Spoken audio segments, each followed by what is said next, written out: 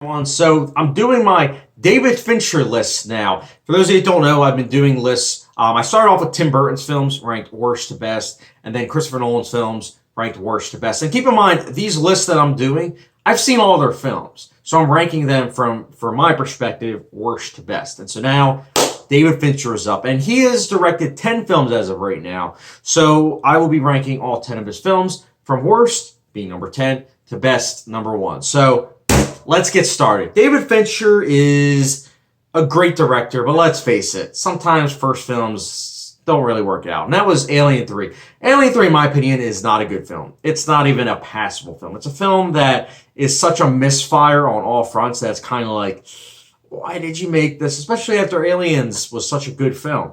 But Alien 3 doesn't really have any of Fincher-esque elements to it, and that's why it really does feel like just an oddball child in like his filmography. So I didn't like Alien 3, and that's why it's number 10. Number 9, though, is a solid film on its own. It's a film that it's competently well shot for sure. It's well acted, but at the end of the day, it's a generic film that just happens to be well directed by the great David Fincher. That is Panic Room. Solid film, but again, there's not much to it. It's a solid, break-in film. That's about it, though. Number 8 is a film that I know a lot of people that really like this film. Me personally, it's solid. It's solid. It's got Fincher-esque elements to it, which I enjoyed. But it's just solid, and that's The Game. Michael Douglas is great in this film, as is Sean Penn. But again, this is a film that I just feel as though it's good until it gets to the final act, and then it's kind of like, what happened? And it's just mind-boggling with the choice that David Fincher tried to do at the end. It was like, at least you tried, But at the end of the day, again, it's just a solid film. It's well directed, though. Number 7 is when we start getting to the really, really good Fincher-esque films, and that is The Curious Case of Benjamin Button. Oh yeah, I own this on Criterion Collection. This is a film that, honestly, it took me a second watch to fully appreciate. This is a film that is very, very well directed. Holy cow. And it's perfect on almost all fronts. I think the only thing is that it is a bit too long. It feels long, too. But it's a true epic. This is a film that you can pretty much watch whenever, and you just really grasp the feeling of time. I personally like this better than Forrest Gump, and it's the same writer that did Forrest Gump. But Fincher did such a great job directing this film, and that's why it's number 7. Then there's a film that we can't talk about, though. We just can't. But I have to say it. My number 6 pick, and that is Fight Club. Fight Club is a really good film.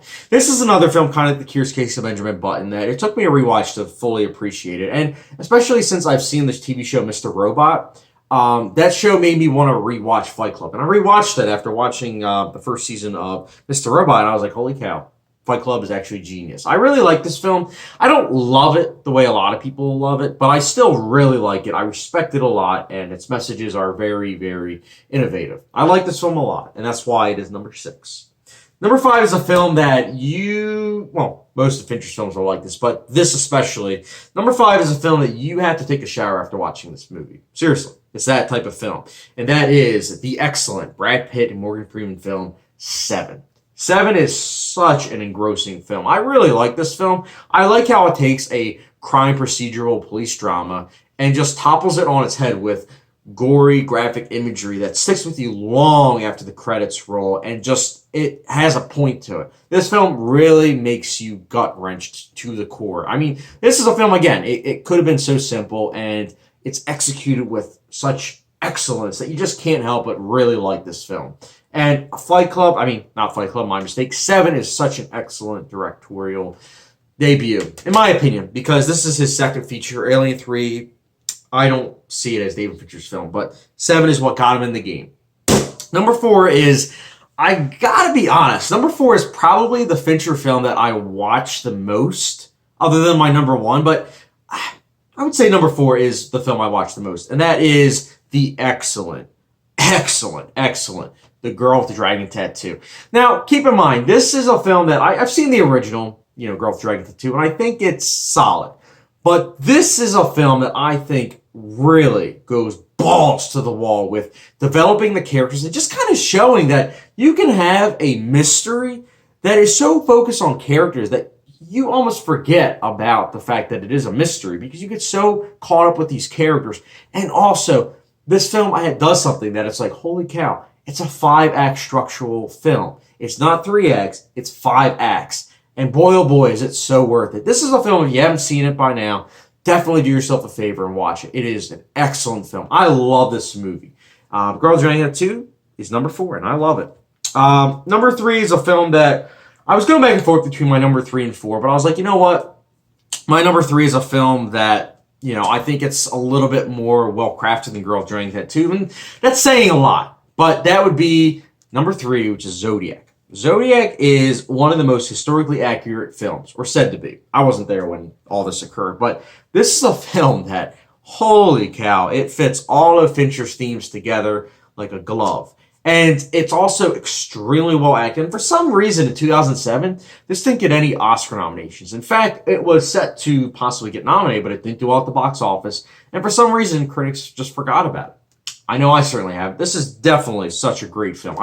I do love Zodiac. I've only seen it a couple times, though, which is why, again, it almost was my number 4, because I've seen The Girls Drank That Too at least a dozen times. This I've seen 2 or 3 times, but I still love it, and I'll be rewatching it for sure soon. My number 2 is a film that I have seen a lot, and every time I watch it, I find new little details that I just love.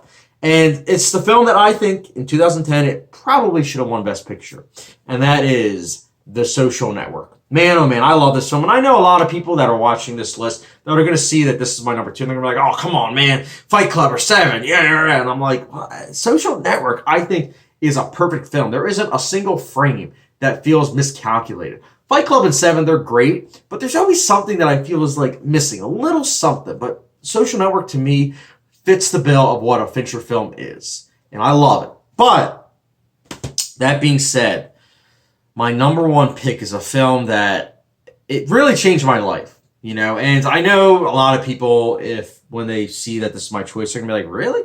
But my number 1 choice changed my life. It is the film that showed me that, films aren't always black and white. There are films that can show the gray in life.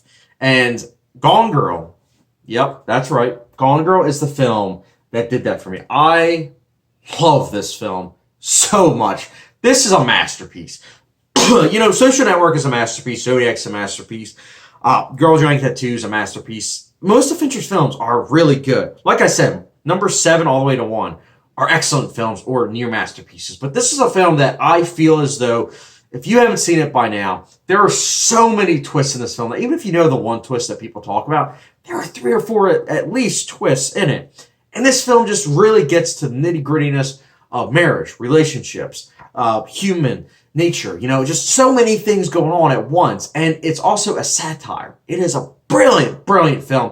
It's also his last film that we've seen of his, which is a shame because he's such a great director. Now, I didn't do this with Tim Burton, unfortunately, but I did this with Christopher Nolan. So I'm going to talk about Fincher just in general because, I did my ranking, but little side note. David Fincher's films are known for dark color palette. They're also known for being very nihilistic of the world, which, goes to show David Fincher's viewpoint, which I'm okay with because I think that he says a lot about humanity that a lot of people just aren't really willing to talk about. Not only that, though, here's where it gets interesting. I think that David Fincher shows the whole argument of a lot of people say CGI isn't important and it shouldn't be utilized. And myself included, sometimes I just throw the line out there. Oh, I can't believe it. The movie had too much CGI. But David Fincher shows that you can have as much CGI as you want. You can. You just have to do such a great job of showing that it can be a tool, which is what CGI is, and not that it's the main thing. Because David Fincher's films have a heck of a lot of CGI. In fact, there have been studies showing that his films have more CGI than blockbusters. But try watching his films. It's very hard to pinpoint. It's because he does it in little details that you don't catch as CGI because of how fantastic it just fits the bill. And he just shows me as to why CGI is important, but the rule of thumb is make sure it's not noticeable. And to me, he does a great job with that, and it's why I give him a pass, because he shows that when you use it correctly, it can be the tool that it's supposed to be, and I love that. So, David Fincher, he's one of my favorite directors personally. I look forward to his next film. We're not sure if it's going to be the World War Z sequel or Strangers on a Train remake or whatever, but I'm looking forward to whatever he has next. And guys, As always, what's your ranking of his films? Did you guys think Fight Club is his best? 7. I know a lot of people with those are their number 1 or 2, but let me know your thoughts in the comment section down below. And as always, don't forget the subscription, notification bell,